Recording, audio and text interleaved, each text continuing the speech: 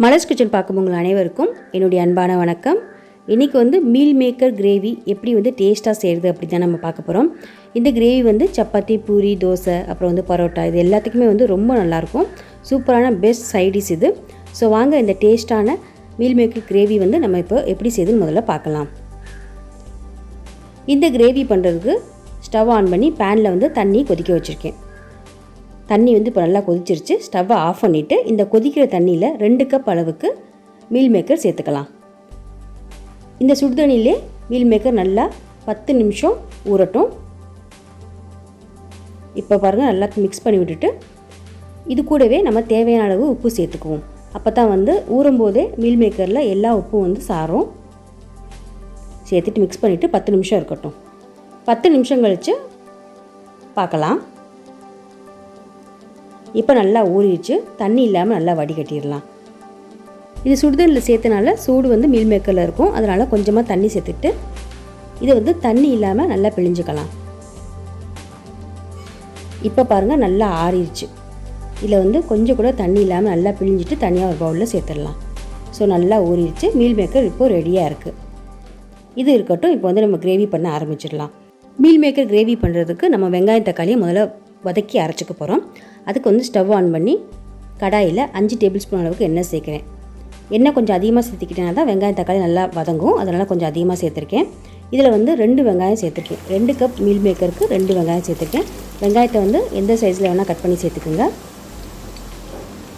இது கூடவே வந்து 2 துண்டு இஞ்சி, அப்புறம் 7 பூண்டு, கொஞ்சம் கருவேப்பிலை இலைகள், கொஞ்சம் கொத்தமல்லி இலைகள் இதெல்லாம் சேர்த்துட்டு முதல்ல இது எல்லாத்தையும் நல்லா வதக்கிக்கலாம். வெங்காயம் வந்து லைட்டாக கண்ணாடி பதம் வரணும். அந்த பச்சை வாசனை போகணும். அது வரைக்கும் வதக்கிக்கலாம். வெங்காயத்தை வதக்கும்போது ஸ்டவ் வந்து மிதமான தீயிலே வச்சு வதக்கிக்குவோம். இப்போ பாருங்கள், நல்லா வதங்கிருச்சு. இப்போ இதில் 2 தக்காளி சேர்த்துருக்கேன். மீடியம் சைஸ் அளவுக்கு தக்காளியை கட் பண்ணி சேர்க்குறேன். இதையும் நல்லா வதக்கிக்கலாம். தக்காளியை வந்து நல்லா வதக்கிக்கிட்டு இருக்க நேரத்தில் இதில் மற்ற மசாலா பொருட்கள் எல்லாத்தையுமே சேர்த்துடலாம். 1 டீஸ்பூன் மஞ்சள்தூள் சேர்க்குறேன். அப்புறம் 2 டீஸ்பூன் தனி மிளகாய்த்தூள் சேர்க்குறேன். இது கொஞ்சம் காரமாக தான் இருக்கும். உங்கள் காரத்துக்கு ஏற்றப்ப சேர்த்துக்குங்க. அப்புறம் இது கூடவே வந்து 4 டீஸ்பூன் குழம்பு மிளகாய்த்தூள் சேர்க்குறேன். இந்த குழம்பு மிளகாய்த்தூளில் வந்து மல்லியும் சேர்த்து அரைச்சிருக்கனால நான் தனியாக வந்து மல்லித்தூள் சேர்க்கலை. நீங்கள் வந்து தனித்தனியாக அரைச்சிருந்தீங்கன்னா மல்லித்தூள் சேர்த்துக்குங்க. சேர்த்துட்டு எல்லாத்தையும் நல்லா மிக்ஸ் பண்ணிவிட்டு இதை மூடி வச்சு ஒரு 5 நிமிஷம் வதக்கி விட்டுக்குவோம். 5 நிமிஷம் கழித்து மூடி திறந்து பார்க்கலாம். பாருங்கள், வெங்காயம் தக்காளி எல்லாமே நல்லா வதங்கிருச்சு. இதில் சேர்த்த மிளகாய்த்தூளுடைய பொடி வாசனையும் பச்சை வாசனைலாம் போயிடுச்சு. ஸோ நல்லா வதங்கிருச்சு. இப்போ வந்து ஸ்டவ்வை ஆஃப் பண்ணிவிட்டு இதை நல்லா ஆற வச்சிடலாம். ஆறின பின்னாடி மிக்ஸி ஜாரில் சேர்த்து நல்லா பேஸ்ட்டாக அரைச்சிக்கலாம். இப்போ இதை மிக்ஸி ஜாரில் சேர்த்துடலாம். இது கூடவே தேவையான அளவு உப்பையும் சேர்த்துக்கலாம். அப்புறம் 6 முந்திரி பருப்பு சேர்க்குறேன். முந்திரி பருப்பு சேர்த்து நம்ம அரைக்கும்போது கிரேவி நல்லா திக்காக இருக்கும், டேஸ்ட்டாகவும் இருக்கும். அந்த டெக்ஸ்சர் வந்து ரொம்ப சூப்பராக இருக்கும். இப்போ இதில் வந்து ஒரு 1/4 கப் அளவுக்கு தயிர் சேர்க்குறேன். அப்புறம் தேவையான அளவு தண்ணியும் சேர்த்துட்டு நல்லா மையாக அரைச்சிடலாம். ஸோ அரைச்ச வெங்காயம் தக்காளி பேஸ்ட் வந்து சூப்பராக ரெடியாக இருக்குது. இது இருக்கட்டும். இப்போ வந்து நம்ம கிரேவி பண்ண ஆரம்பிச்சிடலாம். அதுக்கு வந்து கடாயில் 2 டேபிள் ஸ்பூன் அளவுக்கு எண்ணெய் சேர்க்குறேன். எண்ணெய் இப்போ நல்லா சூடாயிருச்சு.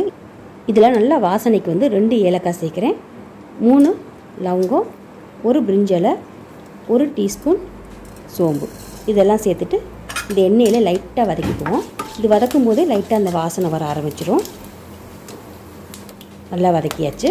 இப்போ நல்லா பொரிஞ்சு வாசனை வந்த பின்னாடி நம்ம அரைச்சி வச்சுருக்க வெங்காய தக்காளி விழுந்ததை சேர்த்துட்டு கிரேவிக்கு தேவையான அளவு தண்ணி சேர்த்துக்குவோம். தண்ணி வந்து கொஞ்சமாகவே சேர்த்துக்குவோம். அப்போ தான் வந்து கிரேவி கொஞ்சம் திக்காக இருக்கும்.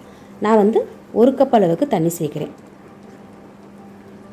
வெங்காய தக்காளி அரைக்கும் போதே வந்து உப்பு சேர்த்தனால உப்பு வந்து தேவைப்படல. அப்படி பத்தலைன்னா கடைசியாக சேர்த்துக்கலாம். இதை மூடி வச்சு ஒரு 10 நிமிஷம் நல்லா வந்து இந்த கிரேவி கொதித்து திக்காக வரட்டும்.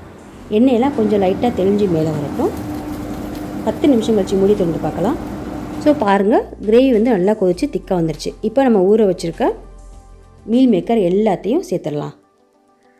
சேர்த்துட்டு நம்ம மீல் மேக்கர்லேயும் ஆல்ரெடி உப்பு சேர்த்துருக்கனால உப்பு வந்து எனக்கு கரெக்டாக இருக்குது. நீங்கள் வந்து பத்தலைனா சேர்த்துக்குங்க.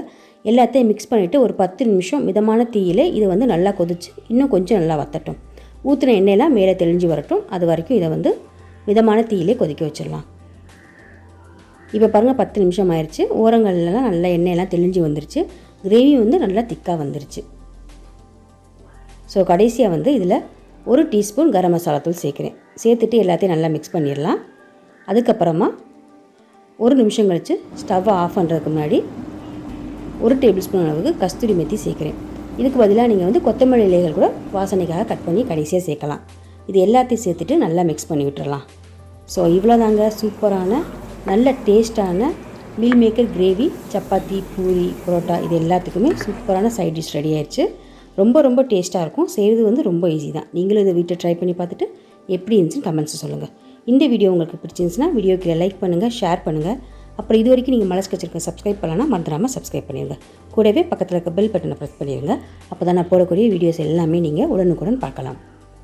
மீண்டும் பார்க்கலாம். நன்றி, வணக்கம்.